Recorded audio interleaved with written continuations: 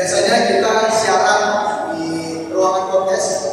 Jadi hari ini kita kerjasama PT Perpustakaan dengan jurusan dan juga ini podcast atau berbagai podcast untuk sama-sama kita proseskan acara.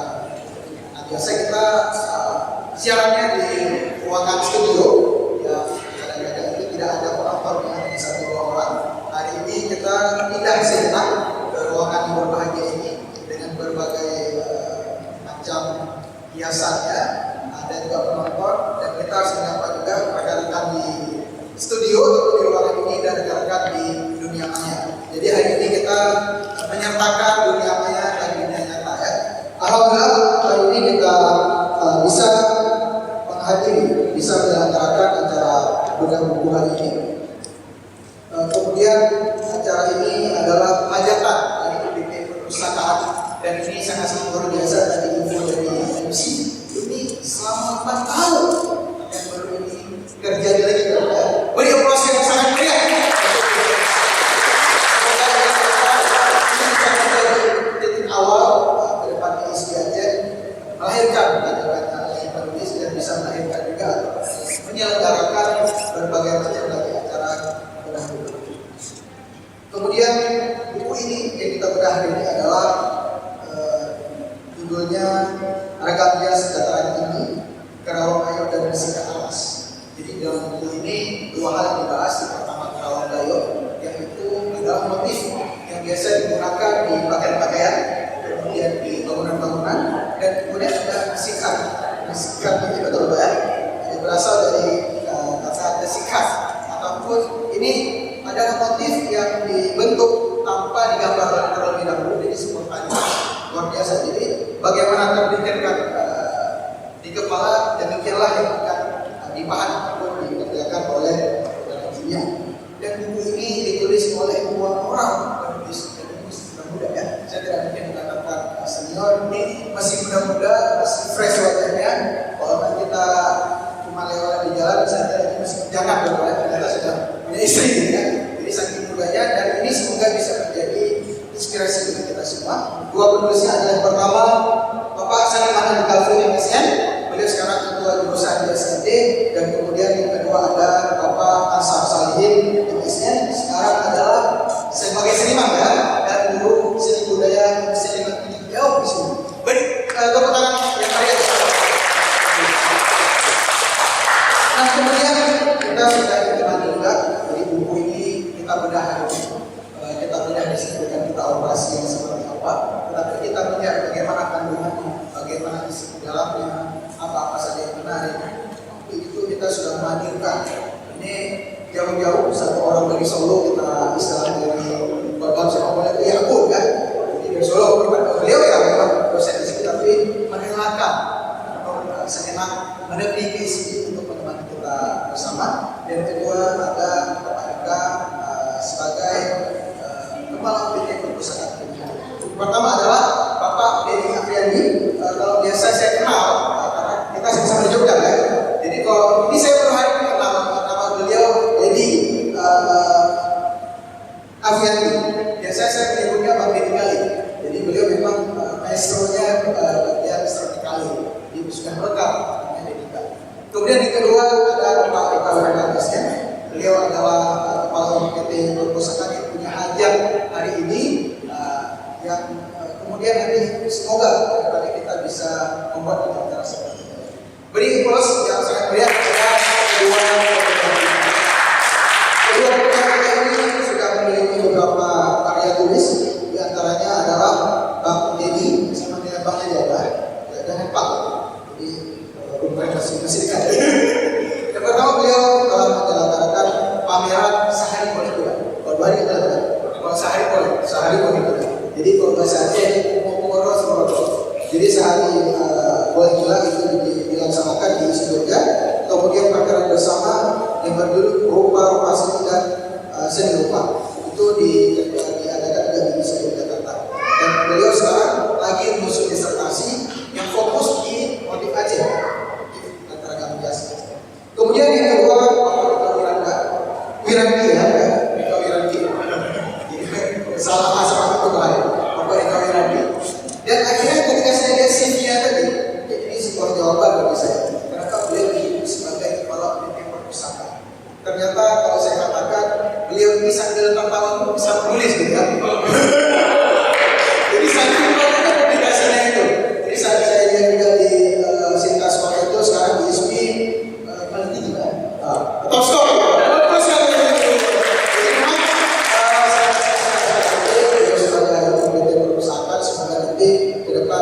lebih baik lagi tidak seperti ini. Apalagi tadi ada yang menjadi modelnya itu ada Bu Adi kita dan ada Bapak Sanat. Untuk ke depan ada pemilihan berupa baca ya, dan sahabat perpustakaan. Oke, sebelumnya mohon maaf karena terlalu antusias pada buku saya lupa berikan penghormatan kepada Ibu Kajur, Bapak Senat, Ibu Koprodi dan kepada hadirin sekalian.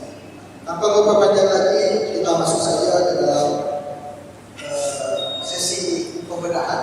Nanti insya Allah di dalam proses ini akan kita bagi dua sesi lagi. Jadi masing-masing pemateri akan mendapat jatah 30 menit untuk membedah buku, masing-masing 30 menit. Dan kemudian nanti setelah pembedah akan ada tanya jawab dari peserta, dan kemudian nanti di akhir kita akan minta closing statement dari para penulis. Jadi seperti itu kita insya Allah semoga lancar sampai akhir nanti ya. Dan untuk yang pertama kami mohon kesediaan Bang Deddy untuk dapat memulai sesi kita buku kita. Beri aplaus yang meriah sekali ini.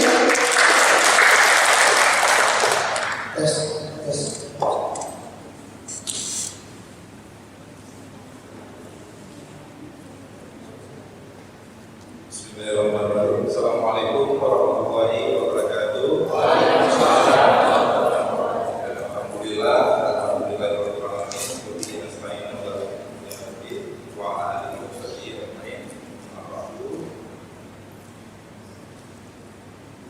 puja dan disyukur adalah sama menjadikan kepada Allah Subhanahu wa taala karena berkah karunia-Nya kita dapat hadir dalam acara diskusi dan pada hari ini. Kemudian salam tidak lupa disampaikan kepada para muslim Islam yaitu bersama Sallallahu Alaihi Wasallam dalam awal manusia dari alam dunia pada alam yang hari ini kita coba dan nilai karena ini adalah kegiatan pertama saya juga aneh saya sudah pergi kemana-mana ternyata maka hari ini saya dapat lagi kesempatan mengisi kegiatan pertama. Nah, memang rata-rata yang pertama itu pasti misalnya bisa ada pertanyaan siapa dosen istri yang pertama kali menikah itu ada. Jadi yang pertama itu rata-rata saya tahu karena saya tahu. Nah, untuk singkat waktu saya 2 hari yang lalu sekitar seminggu yang lalu coba dihubungi oleh panitia untuk minta mengisi diskusi dan juga buku. Kemarin malam awal saya terima bukunya, saya berpikir poin harus dibuat karena di sini banyak mahasiswa belum tahu semua isinya. Ya, coba kita lihat untuk poin hari ini. Yang pertama di halaman ada beberapa dan maka di sini dijelaskan tentang buku yang judul adalah Bias Aceh Dataran Tinggi Rawang Gayo dan Musikat Alas. Jadi ada 2 tema di sini yang disawaskan, yang pertama Rawang Gayo dan Musikat Alas. Kemudian buku ini diterbitkan oleh Dinas Kebudayaan dan Pariwisata Aceh bekerjasama dengan Budaya Institut tahun 2002, 150 halaman. Di dalam daftar isi tidak ada bagian sesi, jadi saya hanya coba membayangkan saja. Di sini ada bagian pertama. Bagian pertama itu Rawang Gayo. Nah, di sini dijelaskan. Kerawang berasal dari kata dan rawang. Dalam bahasa Gayo bermakna daya pikir dan rancangan yang abstrak menjadi spontan.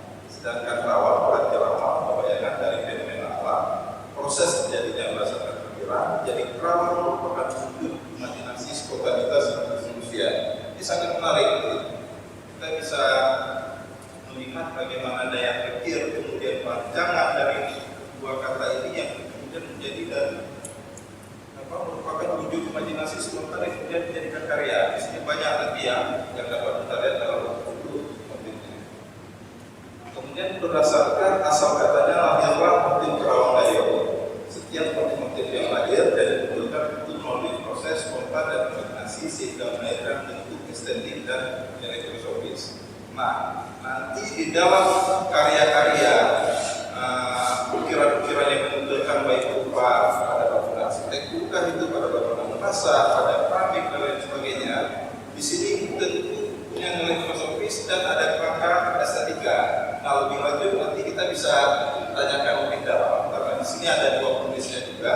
Saya hanya menjelaskan sedikit dari buku ini. Kemudian kata kerawang melibatkan dua interaksi. Yang pertama interaksi perasaan hati dan kedua interaksi alam pikiran. Kedua interaksi tersebut tersimpul sebagai simbol imajinasi yang berdaya guna. Berbagai wujud ini bersumber dari fenomena alam yang dialami oleh manusianya. Ada dua interaksi perasaan hati bagaimana? Misalnya ada orang membuat karya. Kenapa? Seolah-olah dia melihat sesuatu seperti ada panggilan jiwa untuk dia melakukan pakaiannya bentuk ini menarik untuk saya garap, untuk saya kerjakan. Kemudian ada satu lagi alam pikiran, antara alam pikiran dan hati inilah yang coba dielaborasi. Kemudian bagaimana masyarakat Dayo mewujudkan itu? Nah, inilah yang menarik, ada dua interaksi di sini.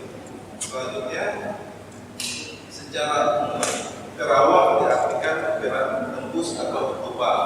Itu dalam bahasa Inggrisnya. Sementara pengertian kerawang dalam masyarakat Dayo adalah nama menukir atau raga hias yang diterapkan pada suatu benda. Jadi ada dua pengertian yang berbeda di sini. Bagi masyarakat Dayo, kerawang itu adalah nama menukir. Sedangkan bagi masyarakat ataupun orang-orang di Indonesia, kerawang itu diartikan adalah ornamen tembus pandang atau transparan atau yang ada permainan cahaya di situ yang masuk ketika ornamen itu dikerjakan. Nah, motif kerawang Dayo bersumber dari penggambaran tumbuhan, hewan, dan alam. Melalui ketiga penggambaran inilah memberikan dorongan kepada masyarakat untuk mewujudkan karya berupa menukir pada media yang dideteksi. Misalnya pada bangunan, ada keramik, anyaman, kain, logam, dan media lainnya. Seperti yang dijelaskan tadi, selain inspirasi tumbuhan, kemudian ada flora, fauna, bahkan alam. Ada beberapa juga saya lihat di Dayo ada yang berupa bentuk artifisial ataupun yang memang dikerjakan. Nah, selanjutnya ini ada gambar pertama rumah adat Dayo Kerajaan Dina. Bagaimana di sini dapat kita lihat dari beberapa ornamen bagian atas, bagian kemudian di bagian dindingnya, kemudian di bagian tiangnya, bahkan di bagian tanganya itu juga ada motif-motif yang disematkan dalam rumah adat Kerajaan Dina. Atau ada nama lain, saya rumah itu ruang. Ya. Selanjutnya pada pakaian juga kita bisa lihat pakaian pengantin adat Dayo juga menarik karena di sini juga memuat ornamen-ornamen. Nah, di sini ada betul. Jadi di dalam bagian pertama ini setidaknya ada tiga yang ditawarkan oleh di sini asal kali ini menulis. Di sini ada penerapannya pada rumah adat, kemudian pada pakaian dan pada bulan-bulan. Di sini juga bulan-bulan ini kayak kebesaran sangat menarik. Kemudian bentuk dan makna filosofis. Di sini kita lihat ini ada motif mengungkapkan, kemudian berdiri, kemudian di sini ada motif berbunuh. Di sini adalah ini isi motif-motif. Nah, mengenai nanti makna atau nilai filosofis kita bisa langsung kepada penulisnya nanti. Nanti diskusi ini bisa dibuka. Saya tidak mungkin menjelaskan karena jadinya nanti saya menulis buku ini. Saya jelasin itu dalam buku. Kemudian di sini ada gambar Mesir, motif buku, kemudian motif bertali, kemudian motif berhubung segitiga sama sisi sejajar, kemudian motif berhubung segitiga sama kaki berjajar. Nah, ini nama-nama gini nama-nama akademisi biasanya. Tapi biasanya berhubung kalau motif bertali kalau di Aceh yang pesisir itu bisa dilihat kalau bukan namanya batu bertali dan seterusnya. Kemudian ini motif tegukur, motif mata belum, kemudian motif salah empat. Kemudian ini yang faunanya kita melihat motif bede, kemudian motif ikan, dan terakhir motif kuning. Nah, di sinilah kita lihat bagaimana ada flora, ada dedaunan, ada kemudian alam di sini bentuk-bentuk seperti awan tadi, ada 5 awan yang disajikan kalau tidak dalam buku ini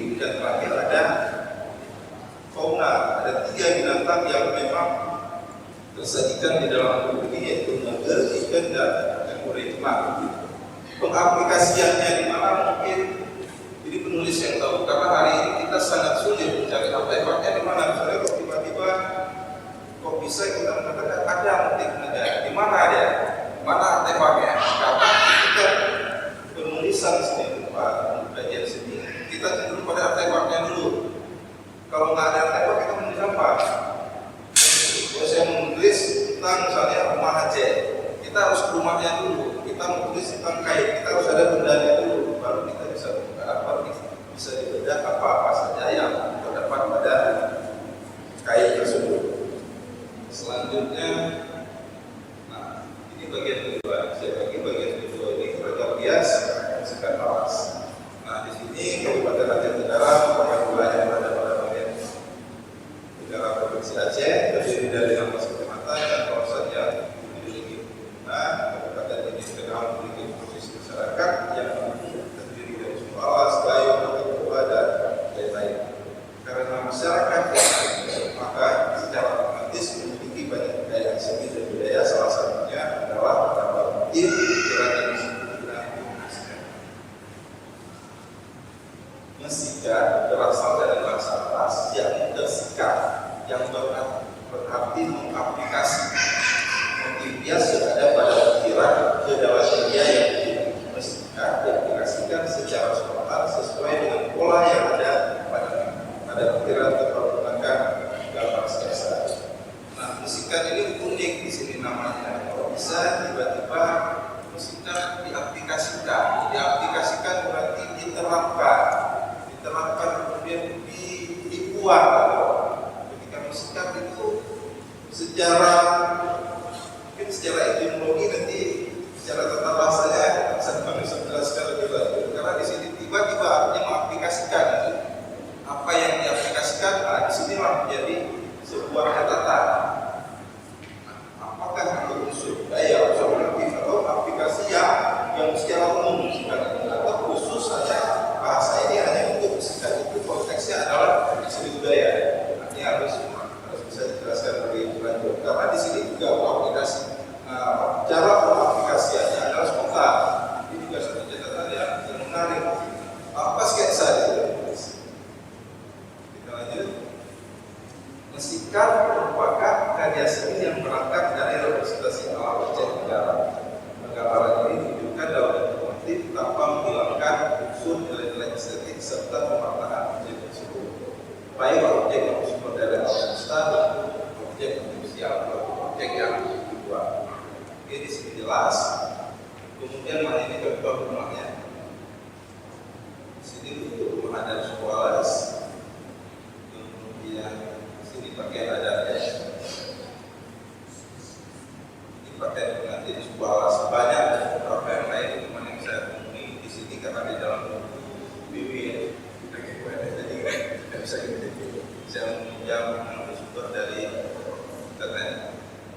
Nah, di sini kita bisa lihat di gambar 20 ini penerapan motif mesikat pada pola rumah adat alas. Nah, ini juga menarik. Nah, mesikat di sini menjadi jelas tiba-tiba ketika coba kita lihat lebih detail pada bagian atas itu sepertinya ada ukiran kaligrafi tertulis Muhammad. Kalau saya tidak salah di bagian selatan, bagian barat. Bagian barat, sedangkan bagian timurnya Allah. Nah, ini juga tiba-tiba kaligrafi ada masuk di dalam rumah adat suku alas. Sedangkan di Gayo tadi kita belum ketemu. Nah, tapi di dalam alas jadi dua perbedaan. Kemudian di sini juga ini salah satu motif singkat pada dinding rumah adat alas. Dapat dilihat. Selanjutnya ini ketika misalnya kita lihat saya jauh dulu. Nah, ini bagian atas itu adalah paruh burung enggak. Nah, ini saya menunjukkan. Inilah konsepnya yang pernah jadi pada dalam kedua. Jadi bentuk motif paruh burung enggak itu dijadikan sebagai inspirasi bagi masyarakat atas untuk ditempatkan pada bagian paling atas. Kenapa ini pada bagian paling atas? Tentu ada makna filosofinya. Nah, ini Pak Saniman juga yang bisa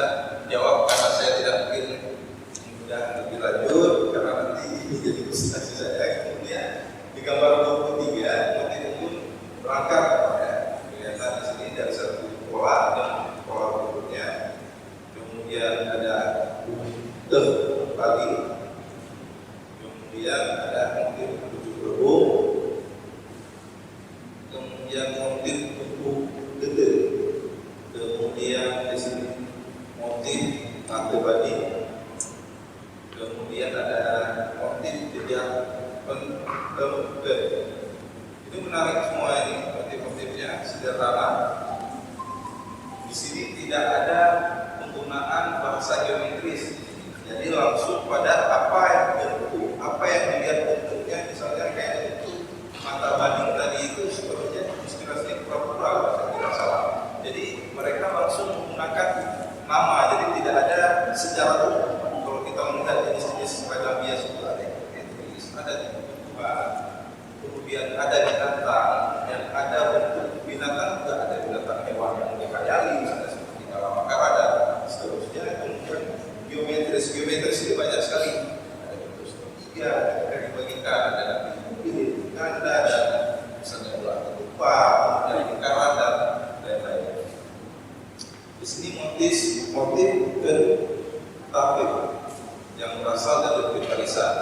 Nah, bagaimana masyarakat awas menjadikan motif ketapik ini berdasarkan dari warisan ini punya daya tarik sendiri juga. Mereka mengambil motif warisan ini, kita bisa dilihat dari ujung pancu sampai ke bengkulu sana, dia tidak ada putus. Jadi mereka langsung mengklaim ketika misalnya menjadi sebuah khas sekali motif ketapik ini, karena kenapa dia berasal dari intinya adalah motif warisan. Kemudian motif pola papat jatuh, kemudian motif hubung begitu. Nah, hubung begitu ini juga menarik karena maknanya di sini adalah, kalau saya tidak salah, persatuan. Ini motif menggunakan tes supaya dijadikan menjadi sebuah motif itu menarik sekali. Nah, buku ini sudah mendeskripsikan ragam bias yang terdapat di dataran tinggi, tetapi belum masuk pada ranah motif formal. Secara deskripsi ini selesai, bisa dikatakan, tetapi dalam ranah motif formalnya itu belum. Misalnya kita coba diskusi nantinya tentang bagaimana keberadaan rumah adat di Teruang. Kalau kita lihat hari ini, mana rumah adat itu? Siapa yang datang? Miris kan? Jangankan itu, misalnya area kita aja yang hari ini kita lihat, tinggal kita yang hidupnya baru sekali. Apa kabar itu? Jadi paling tidak dari misalnya kenapa kita bisa lihat kita bedah buku yang dataran tinggi, ada kalau ada medianya rumah, kita juga lihat di sekeliling kita hari ini misalnya di Jatuh sendiri ada misalnya di PKK, di situ ada balai. Kemudian tempat yang baru rumah Aceh yang baru misalnya ada di dekat lapangan, yang baru lagi misalnya ada di Jatuh orang apa, di situ juga ada rumah Aceh, juga dua rumah yang dijadikan jadi satu. Nah, hal-hal ini untuk pengembangannya bagaimana? Nah, belum masuk ke tahap itu. Ini hanya deskripsi saja. Tetapi untuk pengetahuan untuk mahasiswa yang ingin mendapat sebuah pengetahuan yang dasar, ini sudah baik. Jadi memang ada pertanyaan yang membantu.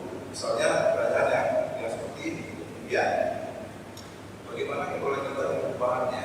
Karena kita orang dia adalah bagian of change. Jadi kita melihat bagaimana kontinuitasnya, bagaimana perubahannya. Apakah yang dulu kemudian melengkap lagi hari ini, atau memang masa akan datang itu akan bertahan atau tidak, kita dapat tahu. Itu juga menjadi sebuah bahan kajian berikutnya, baik itu pada rumah, pada pakaian, pada misalnya Prabang Gayo luar biasa itu tahun 19 bahkan 1890-an itu banyak. Cuma kan kita tidak tahu di situ termuat motif-motif yang bisa dikaji. Tapi hari ini siapa yang dikaji mungkin dia kampus lah pada akhirnya nanti ketika itu dikeluarkan bisa menjadi bahan kajian. Kemudian siapa untuk yang membuat rumah adat tersebut? Nah, kita siapa yang membuat rumah adat? Misalnya paling dekat saja yang membuat rumah adat di Jatuh Panorama itu tahu kan, itu bingung siapa yang dia tidak tahu. Karena kenapa hari ini bukan mungkin dianggap jadi pekerjaan langka. Misalnya gini, apabila ada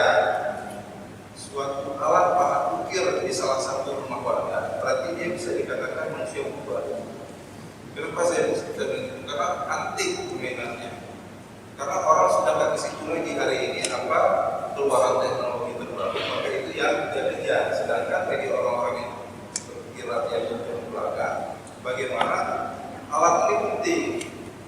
Karena kenapa? Dari alat ini dia bisa menghasilkan banyak hal yang bisa dikerjakan. Atau pada akhirnya desain juga pada akhirnya yang akan berbicara. Selanjutnya kita akan coba diskusi bagaimana dampak sosial dan budaya di lingkungan sekelilingnya. Nah, pada akhirnya rumah itu ada ini, atau benda itu ada, tapi siapa yang peduli? Kita ambil contoh saja yang paling dekat yang di Taman Ratu. Siapa yang peduli? Siapa yang care? Siapa yang peduli?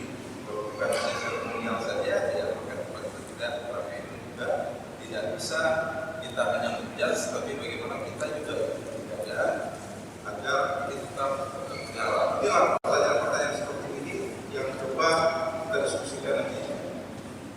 Nah, kemudian bagaimana peran generasi muda dalam konservasi rumah adat dan lain-lain.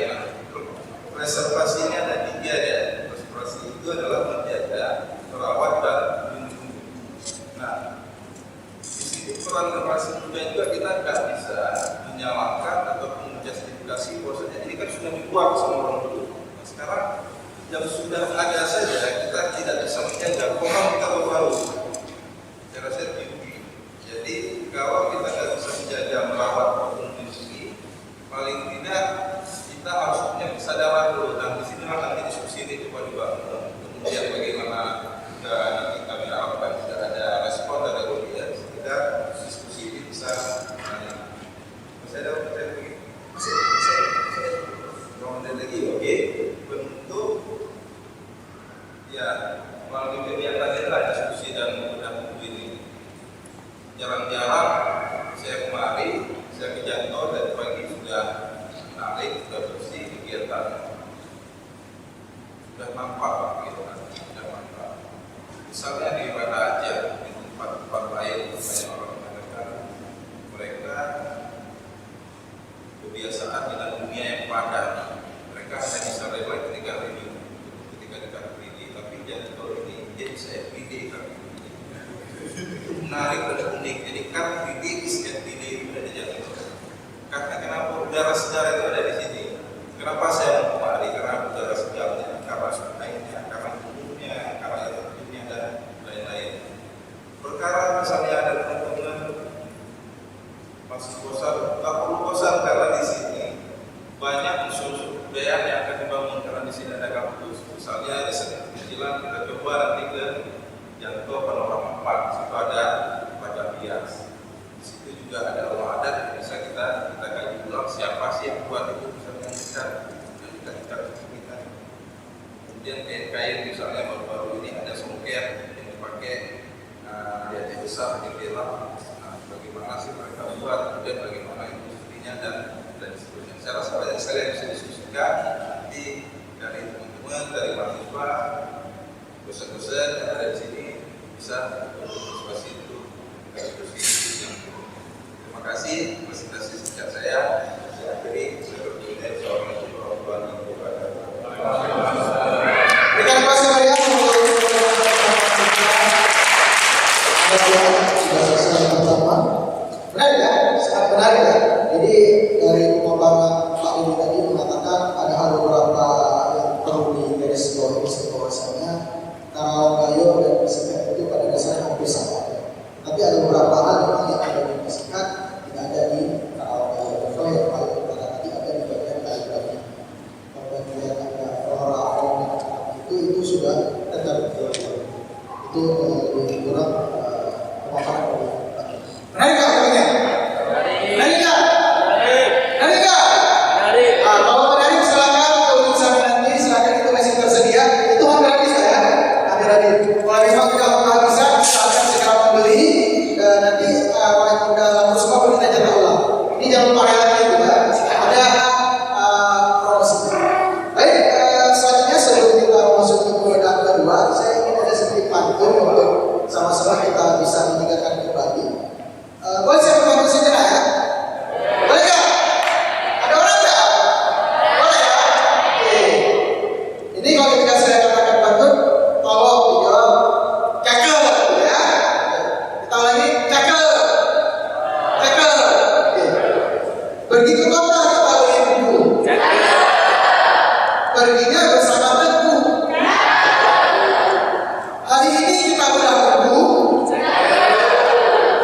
Memecahkan rekor sewindu. Sekarang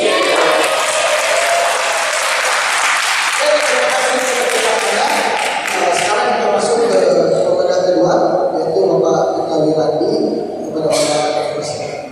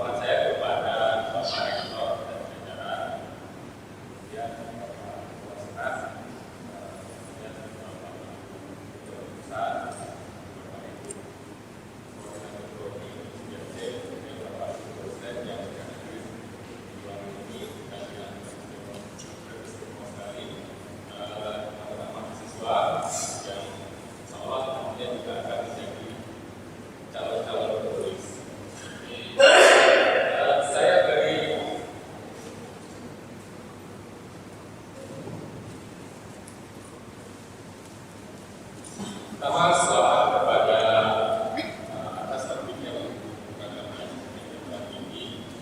Selamat untuk Nah, sebagaimana yang disampaikan oleh Pak Dedi tadi, buku ini secara umum sangat informatif, sangat informatif. Dia bisa dibaca dalam bentuk ya, cukup ringan dibaca bagi mahasiswa, bagi dosen dan peneliti, dan juga teks ini sudah layak untuk menjadi referensi sebagai penerang jalan bagi peneliti mahasiswa yang tentunya akan menuju atau masuk ke alam-alam radar bias di Aceh, terutama di tengah dan tenggara. Ini sulung, ini salah satu pemandunya. Ya, kita sudah tahu dan saya sudah bilang pernyataan ini bahwa referensi khususnya hasil kajian ilmiah terhadap objek-objek kebudayaan selama di Aceh sangat penting sekali ya. Masih sedikit hasil kajian dibandingkan dengan objek yang diberikan itu sangat luar biasa. Nah, ini kita perlu merayakan, kita perlu berbangga atas lahirnya buku ini. Saya secara pribadi dan mungkin kita semua juga bangga atas itu. Dan tentunya teman-teman semua yang di sini, yaitu para guru dosen dan mahasiswa juga saya yakin akan melanjutkan karya-karya ilmiah dalam buku. Saya pernah mendengar dari beberapa teman literasi buku baru bisa dikatakan buku apabila dia sudah digunakan. Memang ada proses penyelesaian di redaksi dan editor, tapi memang tentu selalu ada peluang-peluang untuk dievaluasi. Namanya ini momen yang tepat ketika buku ini terbit beberapa waktu yang lalu. Ini cocok punya momennya untuk digunakan. Nah, hasil pemikiran, misalnya hasil pemikiran maupun hasil penelitian yang telah dicetak dan disebarluaskan, tentu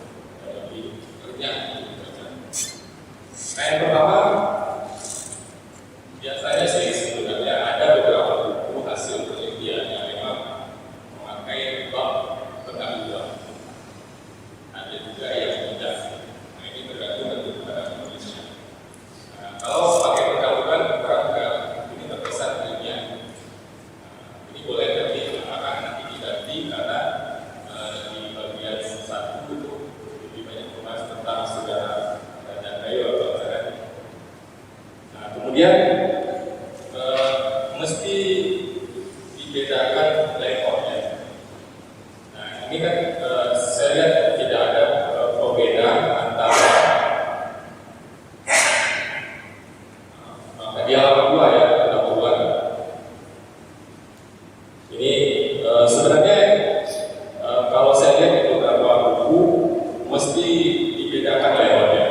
Nah, saya punya contoh, saya bawakan buku karena ini buku seni rupa pastinya lebih.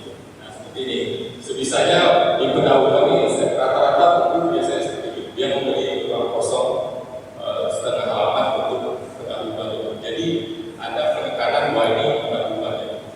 Nah ini bisa dari visual agar ini lebih menarik karena itu banyak bahan visual ya dari hasil penelitian ini yang bisa dimodifikasi ya agar lebih bagus lagi penelitiannya.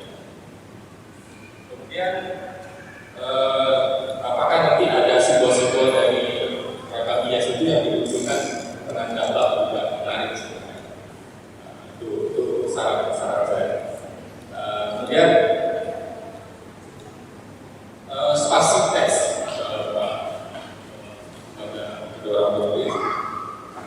ini saya kerja juga dengan format tesis ya, dan sama-sama lebih naskah panjang. Ini kalau misalnya lebih elegan lagi, spasinya diturunkan seperti di bagian ini. Kalau diisi kan lebih kayaknya spasi 2 ya. Misalnya kayak kita sedang membaca naskah ilmiah ya, dua spasi. Nah sebenarnya diturunkan lagi spasinya kalau nanti ada revisi. Kemudian ya kalau font juga bisa dijadi pertimbangan. Pemilihan font dan ukuran font yang lebih. Saya lanjut ya, ini ada banyak poin yang mungkin jadi masukan nantinya pada penulis karena ini prosesnya beda buku ya. Nanti kita bisa diskusikan kalau ada hal-hal yang saya perlu menyampaikannya. Penulisan sumber citasi juga ada beberapa yang kurang konsisten. Saya itu di halaman 2, 5 dan seterusnya juga halaman 7, 8 dan 9, 12 dan seterusnya. Jadi ya kalau bisa cukup menuliskan tahun saja setelah nama penulis. Nah ini persoalan estetika buku ini. Gambar kalau memang ongkosnya tidak terlalu besar ya, sebaiknya kita dicetak warna ya Pak. Atau kalau bisa pakai kertas look sih, masih pada bagian gambar itu menarik. Apalagi saya lihat dari gambar dari slide itu rawa kayak itu luar biasa sekali warnanya yang digambarkan. Ya kalau bisa ini kan nilai jualnya tinggi dulu sebenarnya kalau kita penulis mau atau penerbit agak mau ongkosnya tinggi sedikit ongkos cetaknya. Nah itu saran kan terkait dengan bagian gambar ya. Kemudian nah ini di bagian yang ragam hias yang digayung, saya banyak menemukan kata merupakan memang sih tujuannya saya sangat tahu sekali bahwa ini sangat deskriptif ya, deskripsi, tapi coba bisa diganti dengan hal-hal kata lain. Malah ada beberapa misalnya di halaman 61 itu merupakan itu ada di awal paragraf, selalu ada di awal paragraf. Saya di halaman 3, 8, 9, 66 dan 67 hampir muncul kata merupakan itu bisa disiasati untuk kalimatnya.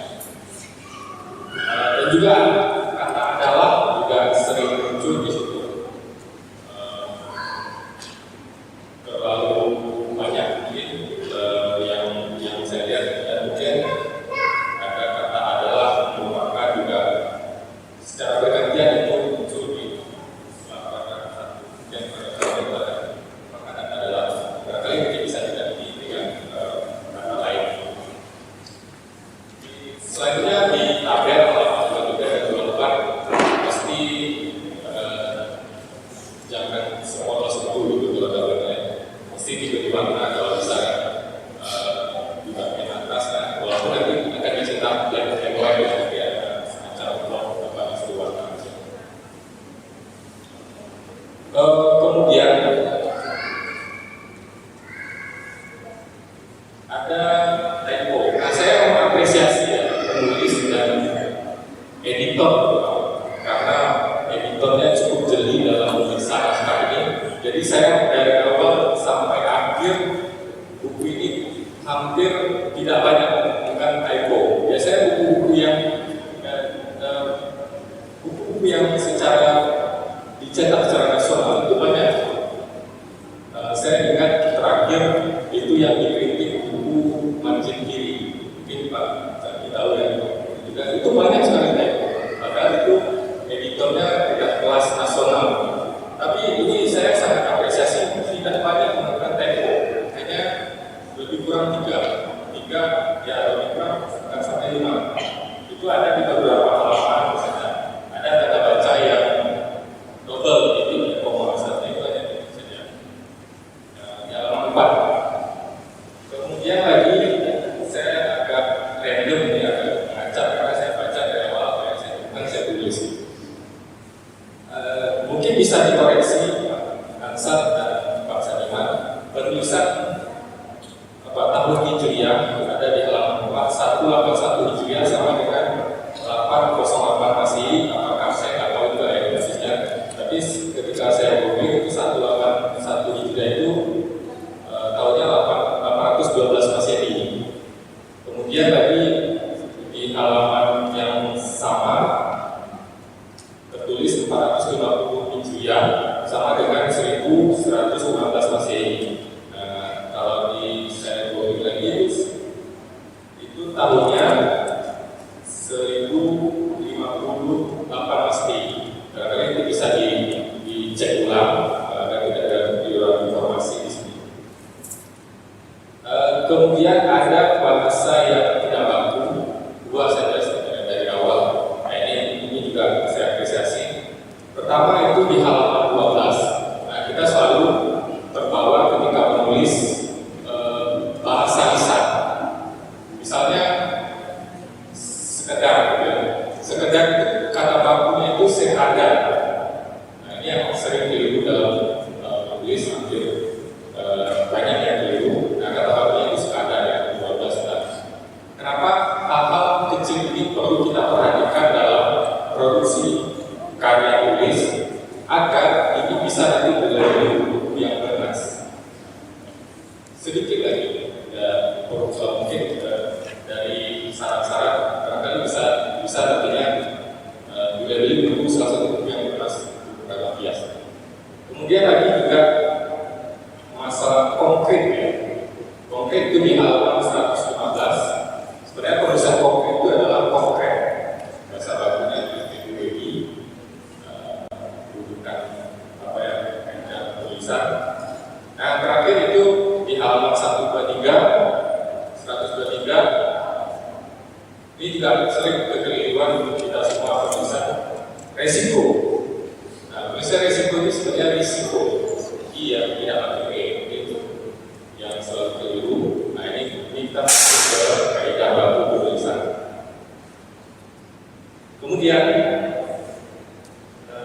di halaman 41 ada foto yang sering kita lihat berseliweran di media sosial. Itu foto seorang gadis gayo atau alas yang memakai perangkat biasa itu.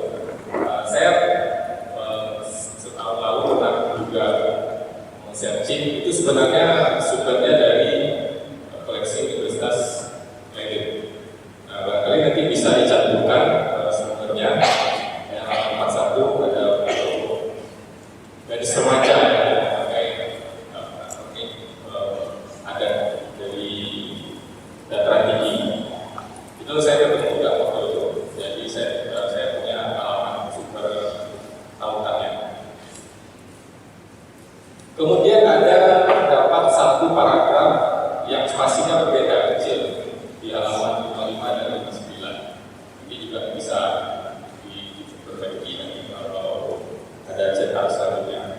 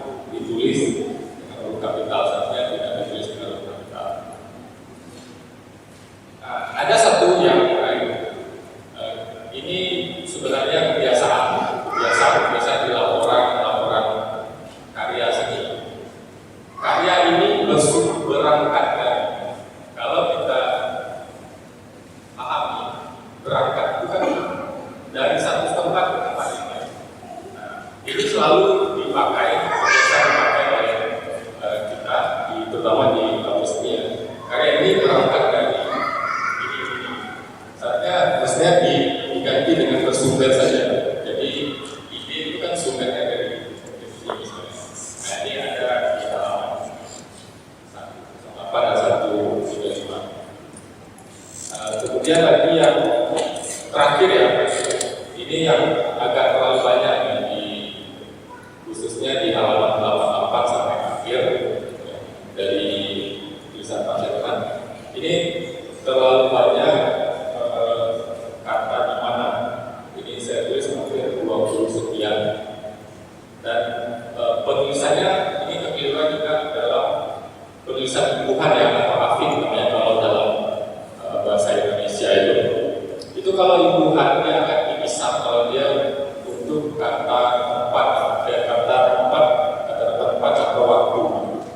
Nah, intinya kecuali dia kata kerja itu mesti digabung. Nah, ini ada beberapa catatan halamannya. Insya Allah itu lengkap. Saya baca dari awal sampai akhir. Barangkali itu saja. Harapan saya rela dibaca sampai tamat, sampai malam tadi ini untuk coba melihat apa yang bisa saya beri masukan dalam momen kegiatan dalam buku kali ini. Dan sekali lagi saya sangat apresiasi terbitnya buku ini. Ini buku teks yang ditulis. Saya kira ini buku pertama ya, meskipun ada beberapa teman-teman dosen yang sudah membuat buku ajar tunggal. Kemudian untuk buku teks saya juga akan menulis, tapi hanya buku chapter terus bersama. Nah ini buku yang salah satu pertama kalau saya tidak keliru itu sejak kampus kita berdiri, dan ini acara diskusi dan buku pertama sejak ISBI berdiri.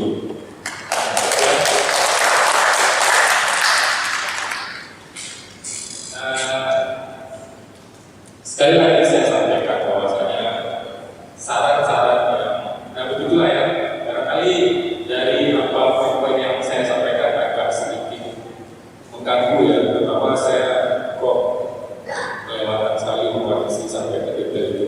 Tapi begitulah bedah buku seperti ini. Ini ya dalam konteks soft launching juga kita perlu memperhatikan, karena kalau buku ini sudah selesai dicetak sekali dan udah saja memang kita tidak ambil pusing ya. Tapi ini harapan semua, termasuk saya, termasuk di pustaka, nantinya akan menjadi salah satu koleksi penting di pustaka. Makanya sudah pasti dan saya berharap ini ada cetak ulang, dan saya dengar informasi dari Pak Herman dan Pak Salim juga bahwa buku ini sebenarnya sudah menipis ya. Jadi sejak dicetak beberapa waktu lalu sudah banyak yang terjual. Barangkali itu saja dari saya, Pak Dhani, Pak Dedi, Pak Ansar, dan Pak Saniman. Mohon maaf jika ada kekeliruan penyampaian, mohon diluruskan dan dikoreksi pada sesi selanjutnya. Bila itu hidayah, Assalamualaikum warahmatullahi wabarakatuh. Terima kasih Pak Dukan atas pembedahannya. Dan pembedahan hari ini cukup berimbang ya. Pada pertama sangat fokus di konteks atau substansi buku, isi buku, yang dimana Pak Edi menyarankan untuk bagaimana sih mengupas lebih lanjut tentang rumah itu seperti apa. Terus kemudian ada juga tentang pembahasan untuk mungkin masa ada oke tapi ada bahasa tentang yang buatnya gitu kan. Dan kemudian berlanjut ke Pak Ika, akhirnya masuk ke bagian-bagian teknisnya. Sangat teknis.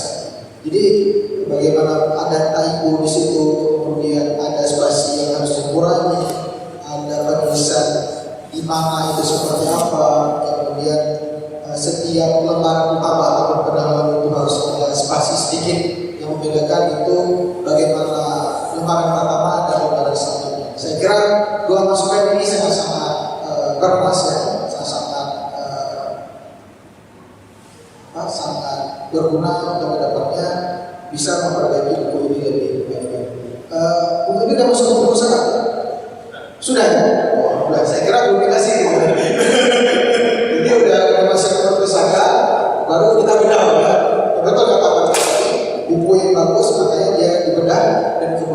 setelah dibedah dia akan direvisi dan dikeluarkan ulang. Apabila buku tersebut selesai dikeluarkan tidak dibedah, maka dia akan jadi artefak misalnya. Jadi artefak cuma ada di lemari gitu kan, di lemari tidak ada di itu. Baik, dari buat pembedah ini tadi saya ada bisik sama penulisnya, ini hari spesial. Jadi nanti bagi siapa yang ada undang-undang yang diceritakan ada door prize. Jadi silakan kita masuk ke dalam sesi selanjutnya yaitu sesi diskusi. Kita tidak mengatakan ini sesi tanya jawab, tapi kita lebih mendiskusikan bagaimana kedepannya buku ini bisa menjadi lebih baik dan penulisnya pun bisa mengambil inspirasi dari diskusi di dalam yang berbeda. Ada yang ingin mengeluarkan undang-undangnya? Dipersilakan. Yang pertama untuk 3 orang. Sudah ada 2 orang. Satu lagi. Yang ibu-ibu kan ibu-ibu. Biasanya ibu-ibu suka pakai motif-motifnya aja ya. Nah, biasa motif itu ibu-ibu itu. Yang bahannya apa-apa biasa kan. 2 dulu ya. Oke. Terus oke. Silakan disebutkan nama dari prodi dan jurusan. Baik, terima kasih. Assalamualaikum warahmatullahi wabarakatuh. Waalaikumsalam. Nama saya Adel Rizal, saya dari Undang-Undang. Terima kasih di kesempatan ini. Saya menarik karena olahraga macam biasa dia yang menjadi ada yang lebih menarik dari kita ya. Saya lihat ada nggak perkembangan dari ada biasa dari menjadi ada cuma kalau memang apakah ragam biasa cukup saja yang terdiri di rumah adat atau tidak? Kalau memang tidak nanti sejauh mana perkembangan ragam biasa terdiri ini? Itu dari saya sekian. Terima kasih. Assalamualaikum warahmatullahi wabarakatuh.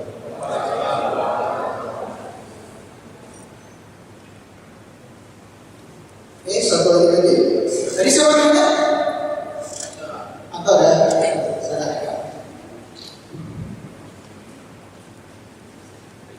Assalamualaikum warahmatullahi wabarakatuh. Salam. Ya, kenalkan nama saya Imam Wahidi. Saya berasal dari prodi Karawitan. Jadi saya ingin bertanya kepada Anak pembedah. Atau kemana? Pembedah atau penulis? Atau apa? mungkin pembedah. Pembedah ya, silakan. Tadi ada beberapa penjelasan dari pembedah kan. Jadi di sini ada 2 mungkin pertanyaan. Yang pertama, tadi ada penjelasan yang mana dianggap sebuah buku apabila buku tersebut sudah dibedah. Ya, jadi buku tadi sudah kita dengar bahwasanya ada sedikit kekeliruan dalam penulisan, ada beberapa yang kekeliruan. Dari sekian buku yang sudah dicetak tersebut, apakah sudah bisa dipakai sama mahasiswa, gitu kan? Dan yang kedua, apa keunggulan dari buku tersebut?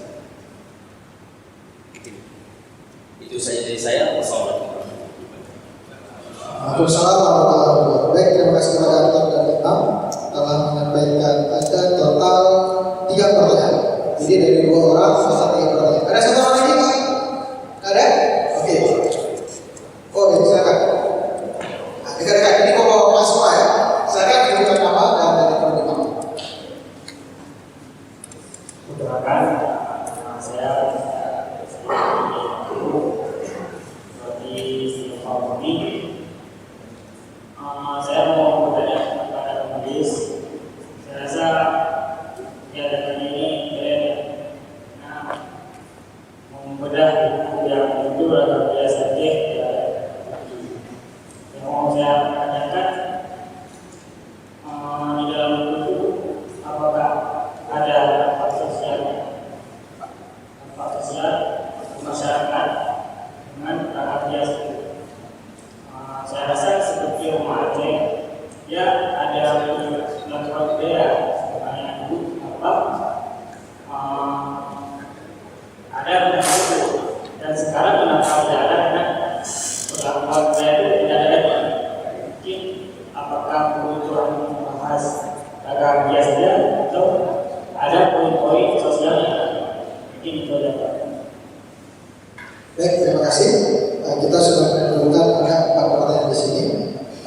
sebagian untuk menulis dan sebagian untuk membedah. Nah, kita persilakan dulu pembedah untuk menjawab. Ada dua pertanyaan. Yang pertama tadi, apakah buku ini, dan saya perhatikan ada terdapat beberapa kekurangan di sebelah sini, apakah sudah layak untuk menjadi referensi mahasiswa? Yang kedua, apa kumpulan yang paling menonjol dari dua buku? Ini karena tadi yang pembedah pertama Pak Edi, sekarang yang jawabnya yang pertama Pak saya. Terima kasih Pak Raki, terima kasih untuk pertanyaan luar biasanya. Saya hanya menjawab di poin pertama yang penting Pak Dewi, pertanyaan kedua. Apakah buku tersebut sudah layak menjadi referensi beberapa mahasiswa? Karena ada statement saya tadi, maksudnya buku itu belum disebut buku kalau belum bukan. Ya kemarin mungkin barangkali udah buku ini dan merasa ragu ya. Begini, saya jawab sudah sangat layak. Pertama, ini secara ilmiah ada sisi-sisi bedah buku ini sebenarnya tujuannya selain mengupas, mengoreksi, mengevaluasi isi dari buku tersebut, juga ada untuk meningkatkan prestis ya ketika buku ini dibahas. Jadi ketika buku itu sudah diterbitkan melalui seleksi oleh ERN redaksi, kemudian editor, itu sudah layak. Ibaratnya kalau orang itu sudah nikah dari kami, tapi belum resepsi. Ini resepsi.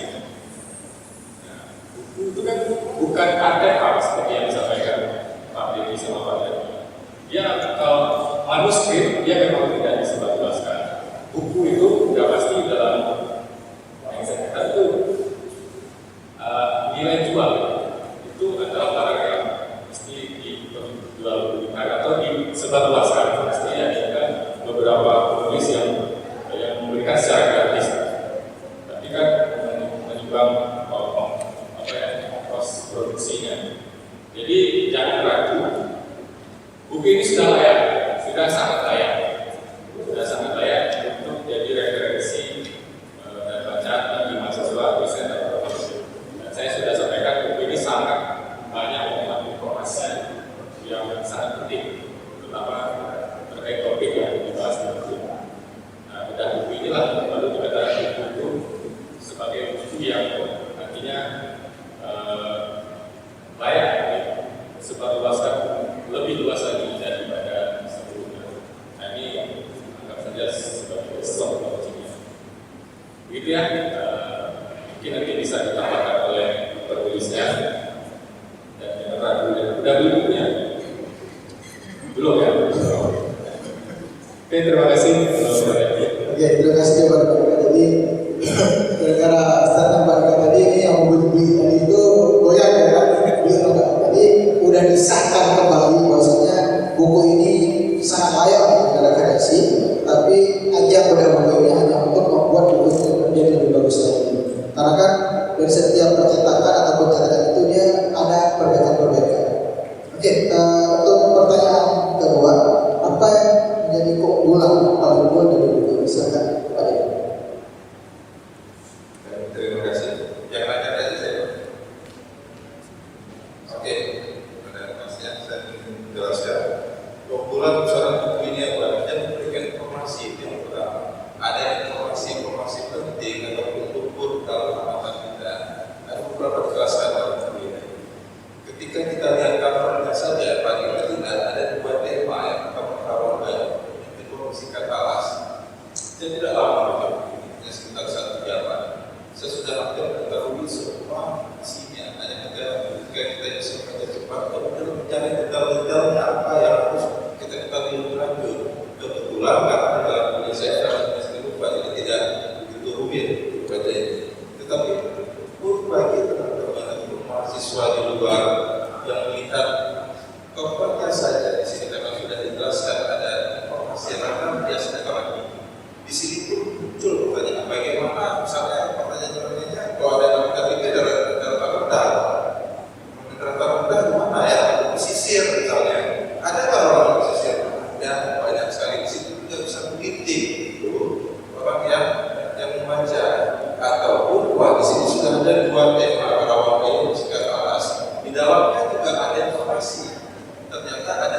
dengan apa motif itu. Antaranya ada pada kayu, yang ada pada benda yang benda-benda buatan, benda-benda misalnya benda-benda pakai lainnya itu juga ada di sini.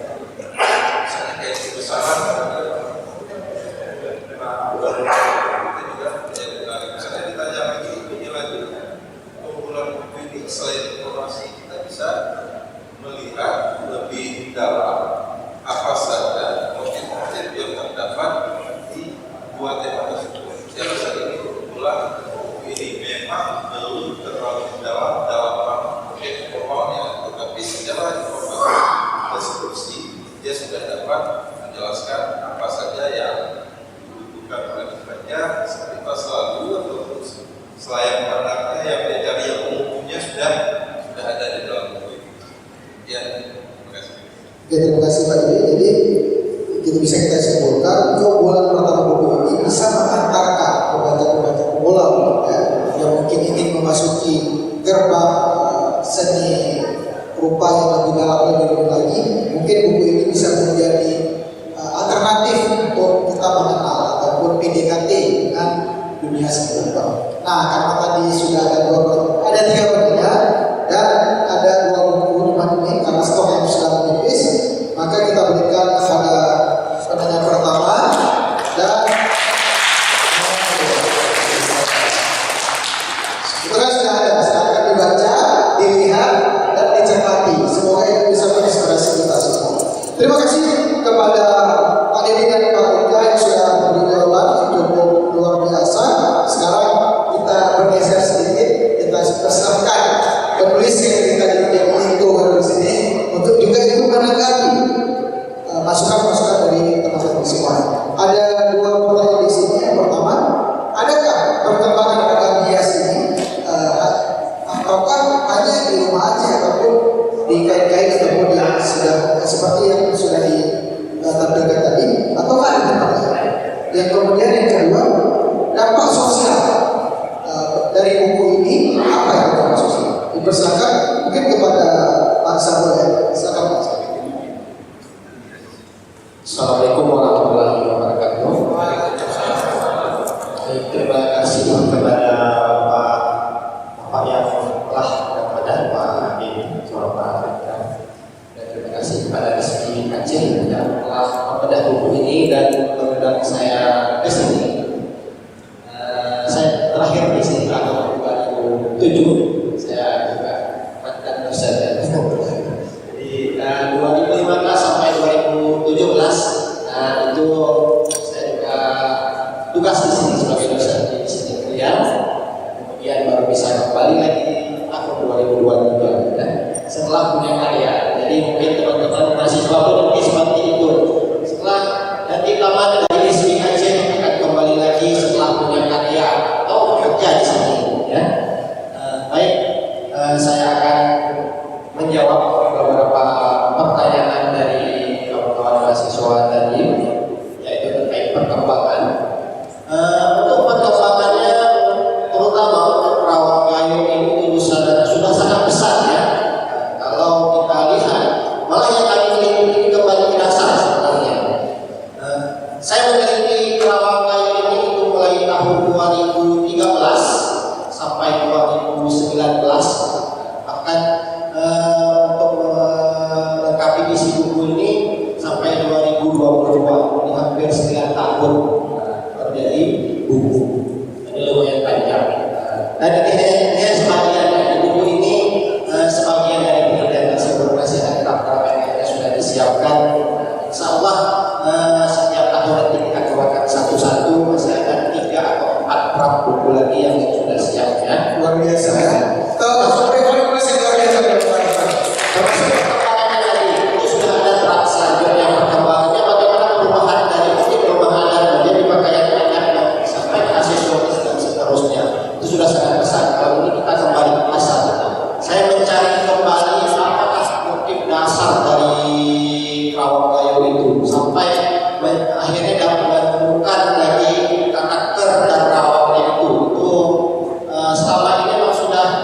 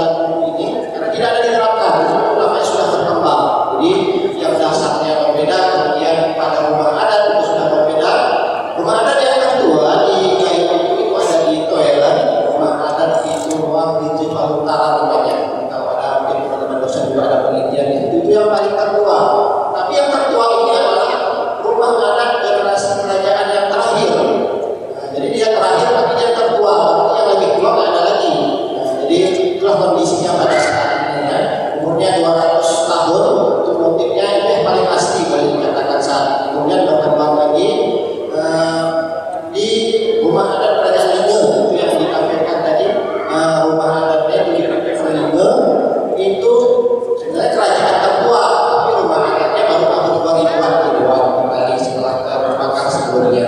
Kemudian berkembang lagi di Aceh Tengah, berubah lagi motifnya, sampai yang terakhir itu di Taman Ratu Saifuddin itu malah banyak berubah, karena yang membuatnya mungkin sudah mengukir Jepara, kita masuklah di situ konsep-konsep Jeparanya, apalagi yang dibuat pada saat yang terbaru lagi di pinggir Danau Tawar di Aceh Tengah itu sudah sangat jauh. Motif negenya itu atau motif naganya seperti naga asli, bukan naga benarannya. Jadi itu tidak ada di motif gayo. Termasuk pada warna, perkembangannya sudah sangat jauh. Mungkin jadi PR kita bersama bahwa saat ini yang menjadi tolak ukur kita itu di dalam lingkungan motif dan pakaian adat itu adalah hias pelaminan. Ya, hias pelaminan hari ini harinya sudah membuat motif dan pakaian, sementara tidak lagi sebenarnya seperti kalau di gayo itu saya lihat motif pada pakaian itu sudah warnanya ungu, pink. Nah, jadi itu sudah kesukaan daripada hias pengantinnya. Jadi sudah sangat berubah. Itu juga dengan ukirannya karena tidak ada lagi motif yang membuat ukiran dari orang kayu asli, tapi tidak ada lagi yang bisa. Jadi ukir itu adalah orang-orang Jepara. Jadi motif itu pasti lahir motif Jepara karena pengaruh pada alat juga. Alatnya itu seperti pahat ukir Jepara. Tidak ada lagi yang hari ini kita menemukan pahat masuk pahat ukir di atas, termasuk di Aceh kita tidak menemukan lagi. Ya. Mungkin itu untuk perkembangannya. Kalau dampak sosialnya, mungkin nanti lebih dijelaskan oleh Pak Seman. Sudah pasti ada dampaknya, dampak sosial. Termasuk di dalam buku ini, dampak sosial itu lebih dijelaskan pada makna-makna filosofi pada motif. Setelah ada makna, kemudian ada filosofinya, maka di bawahnya itu ada dampaknya setiap motif. Ya, misalnya motif berguna. Ini ada motif umum bercabang. Kemudian maknanya adalah kalau kita di suatu masyarakat apabila sudah merasa sempit, maka kita harus pindah dari tempat tersebut untuk mencari kehidupan yang lebih baru. Ya. Kalau di dalam bahasa Melayu-nya, hari karena sempit menggunakan luas. Dari karena sempit kita harus mencari yang lebih luas. Dari karena susahnya kita harus mencari kehidupan yang lebih baru. Ya, itu dampak sosial. Jadi melalui itu kita mengambil sebuah pelajaran. Kita tidak boleh hanya berada di suatu tempat, tapi kita harus mencari yang lebih baru. Itu saja. Mungkin yang lainnya nanti kita akan disampaikan. Terima kasih. Oke, terima kasih Pak Hasan. Berikutnya saya membawa saya Pak Hasan. Saya silakan kepada Pak Hasan. Imam juga. Siap. Bismillahirrahmanirrahim. Assalamualaikum warahmatullahi wabarakatuh. Pertama mungkin saya ucapkan terima kasih terlebih dahulu kepada PT Perpustakaan karena sudah berkenan untuk membedah buku dari kami, buku hias dataran tinggi. Mungkin masukan-masukan yang sudah diberikan oleh pemuda tadi sangat membantu. Ini juga akan menjadi bahan pertimbangan di penulis untuk merevisi kembali buku-buku yang akan diterbitkan ke depan. Yang kedua, saya akan menjawab beberapa pertanyaan dari mahasiswa ini terkait masalah dampak sosial. Hari ini kalau kita berbicara dampak sosial ini sangat berdampak. Karena kalau kita lihat sekarang, sebenarnya dari bentuk rumah itu sendiri, mungkin di daerah dataran tinggi, arsitektur rumah adat Aceh itu di bagian dataran tinggi ini memang berbeda dengan di daerah pesisir. Kenapa berbeda? Karena di daerah pesisir itu masih sangat banyak kita temui bentuk-bentuk arsitektur rumah Aceh. Ya, berbeda dengan di daerah dataran tinggi. Di daerah dataran tinggi itu ada kaidah-kaidahnya. Ketika seseorang ingin membuat arsitektur atau membuat rumah Aceh atau rumah kayu, rumah alas, itu punya ritual sendiri. Nah, sehingga ini juga menjadi dampak bagi kita di daerah-daerah dataran tinggi. Misal itu di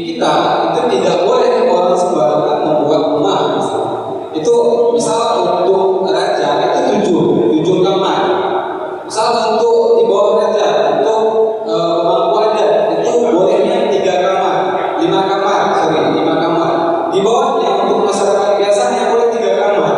Nah, jadi ada pakem-pakem yang harus kita lalui untuk dalam proses pembuatan rumah, sehingga rumah-rumah yang ada di dataran tinggi itu tidak sepopuler yang ada di daerah pesisir. Nah, kalau kita lihat hari ini, mungkin beberapa teman-teman dosen yang sudah pernah observasi di sana melihat arsitektur rumah adat alas itu sudah tidak ada lagi. Terakhir kita melihat hanya ada 3 rumah yang tersisa. 3 rumah yang tersisa, dan itu juga keadaannya sangat miris seperti yang disampaikan Pak Didi tadi. Karena kenapa? Rumah-rumah ini dianggap rumah yang membutuhkan biaya yang sangat besar.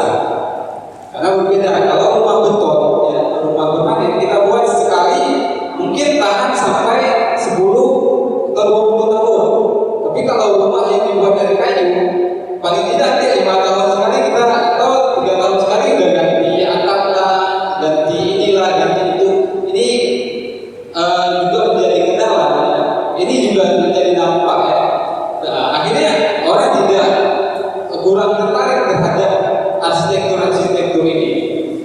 Kemudian dampak sosial.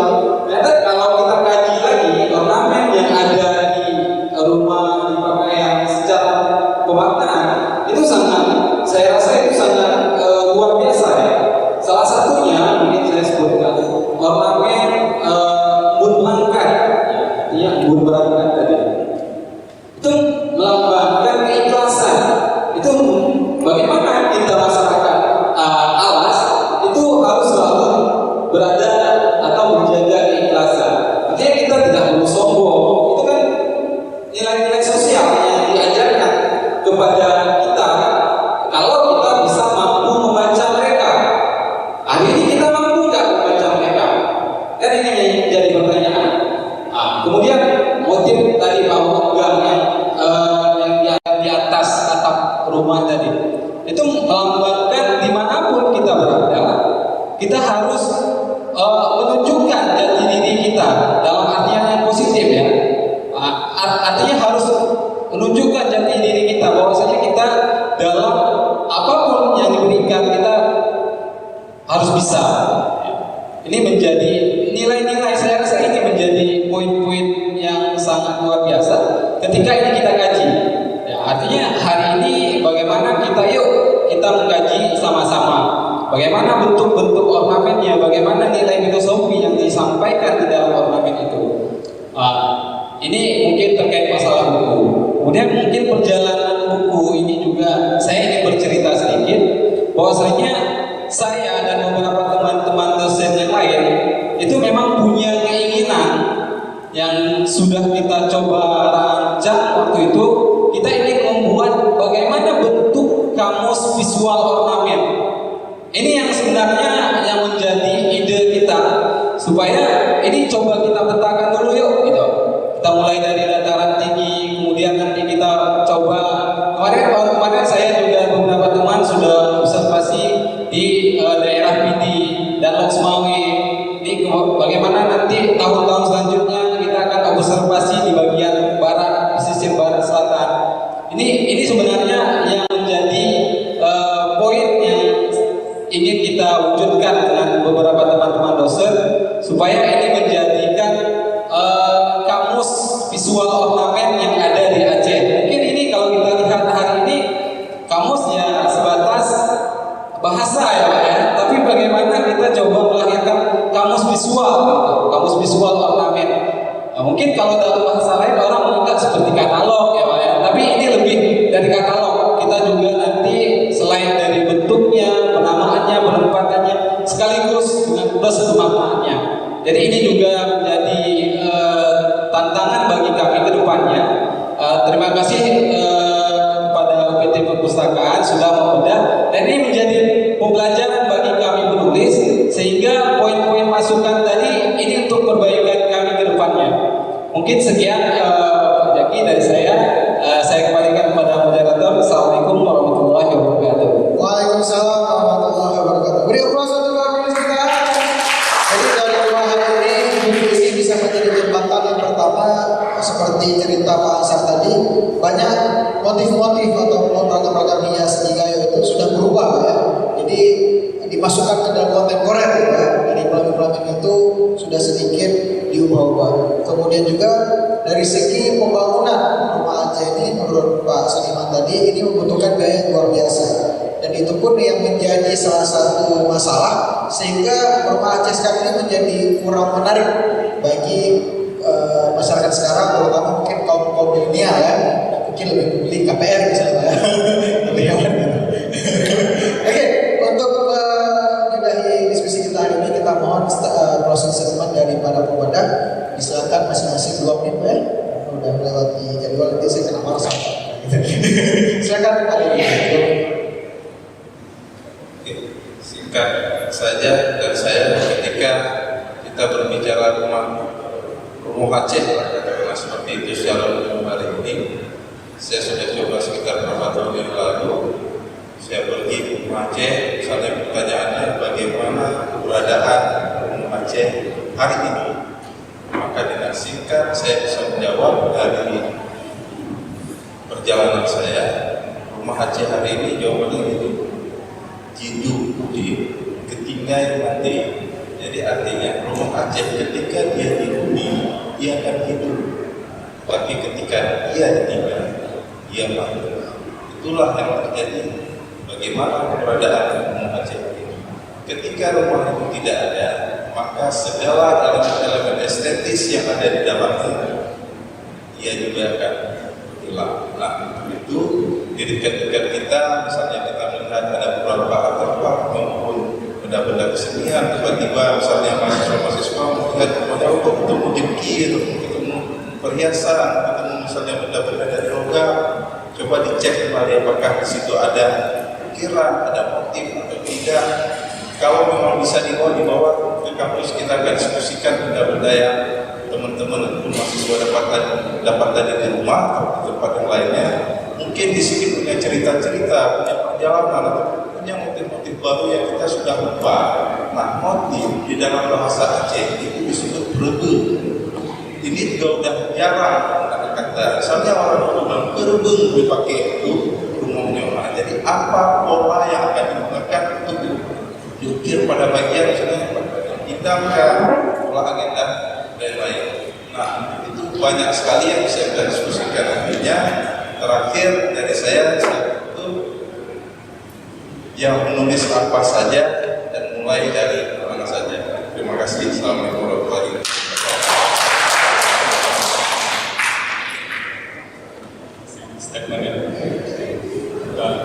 Baik. Jadi sekali lagi saya tekankan dan rekomendasikan untuk kita semua di sini yang hadir.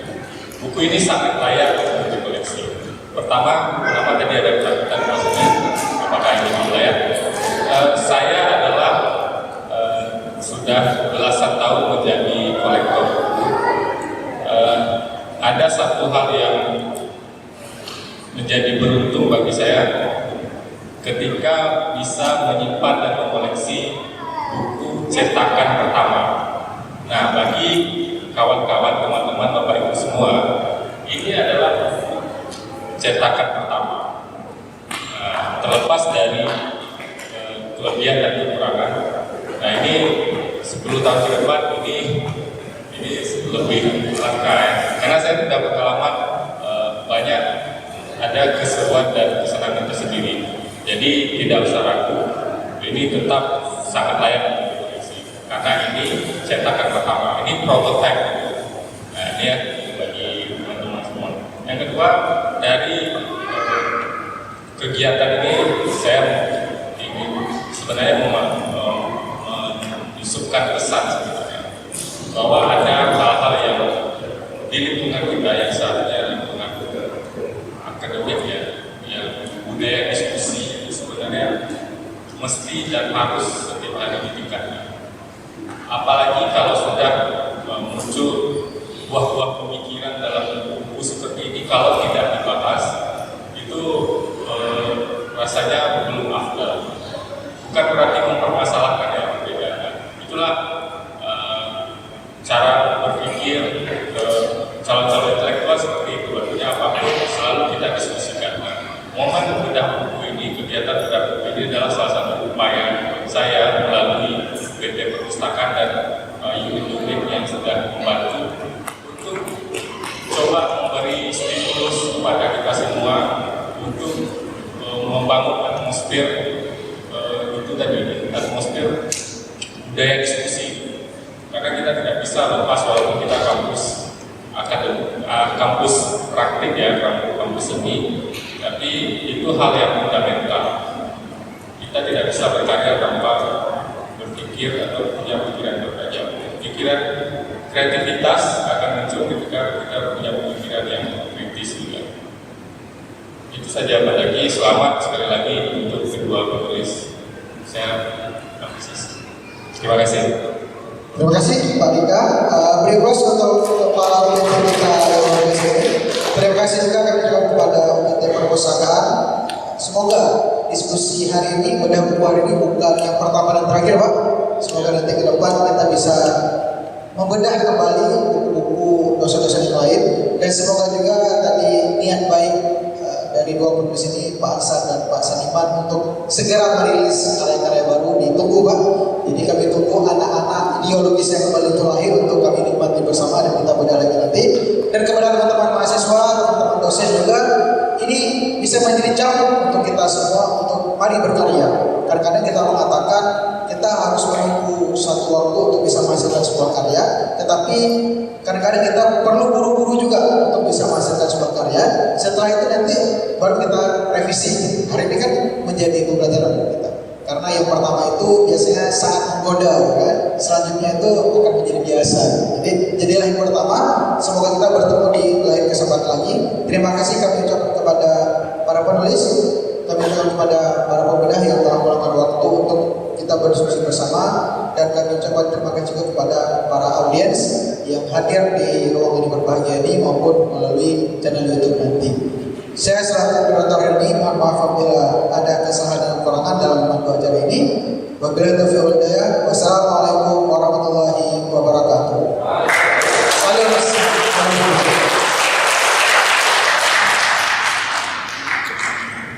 Apa? Oh, ada foto.